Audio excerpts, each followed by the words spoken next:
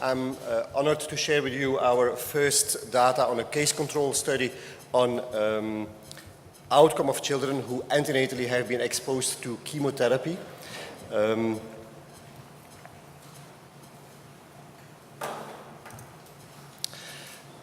It's based on work within the framework of the International Network on Cancer, Infertility and Pregnancy, which is actually a European initiative that has now broadened towards a worldwide initiative where since 2003 we focus on the topic on cancer in pregnancy.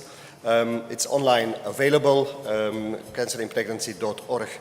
Actually, we have published the first results in Lancet Oncology about 2 years ago on the outcome of children who have been exposed antenatally to chemotherapy. The results actually were reassuring. However, there were two limitations. One is that at that stage it was only a descriptive group, so the outcome was compared to normative values, and the group as such was quite heterogeneous. So we had children of 18 months and we had children or youngsters from 18 years old. So we hope to improve this, and we set up a case control study. We merely wanted to broaden the group, but also to look for controls, and we did limit the study to children 18 months or 42 months of age.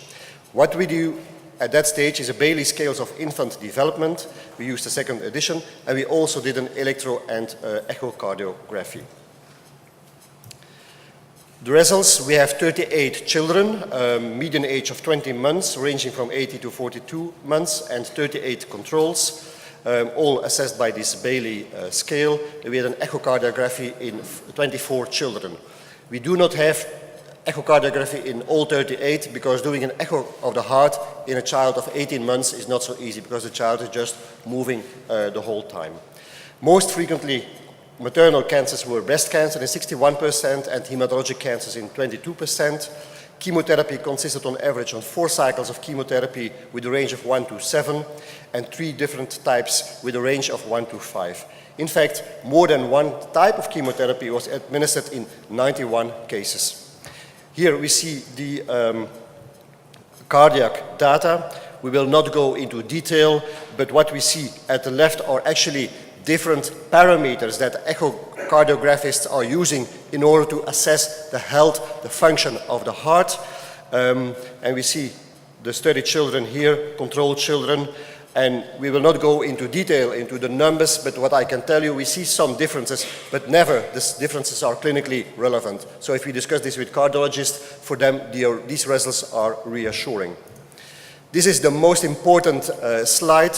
We see right at the top, we see the proportion of children and their outcome, their mental developmental index. In orange, we see the control group, in blue, the study group, and in fact, there is a nice overlap between these two. We could not see any difference in Bailey scale development in children antenatally exposed to chemotherapy or not.